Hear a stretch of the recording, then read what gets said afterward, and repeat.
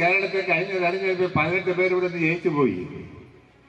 കേരളത്തിന്റെ പദ്ധതി വിഹിതവും നമ്മളെ ഒന്നും നൽകുന്നില്ല കേന്ദ്ര ഗവൺമെന്റ്. കാമ എന്നൊരക്ഷര ഉരിയാടാൻ ഡീൻ കുര്യാക്കോസ് അടക്കം 18 പേര് പോയി അണ്ണാക്കിനകത്ത് പിണ്ണാക്കുമായി പാർലമെന്റിൽ ഇരിക്കുകയായിരുന്നു എന്ന് പറഞ്ഞാൽ പ്രിയമുള്ളവരെ ആർക്കും ആ സത്യം നിഷേധിക്കാൻ കഴിയില്ല. ഒരക്ഷര ഉരിയാടാൻ തയ്യാറായില്ല. ഈ കേരളത്തിന്റെ അവകാശങ്ങൾക്ക് വേണ്ടി നമ്മുടെ പദ്ധതി വിഹിതം 57,400 കോടി രൂപ നമുക്ക് തരേണ്ടതുണ്ട്.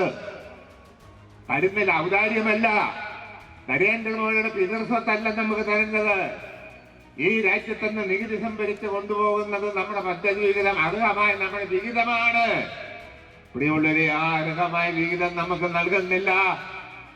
സുപ്രീം കോടതി പോലും നമ്മളോട് അപകടം കാണിച്ചു എന്ന തത്വം സുപ്രീം കോടതി പോലും വന്നു കഴിഞ്ഞിരിക്കുക.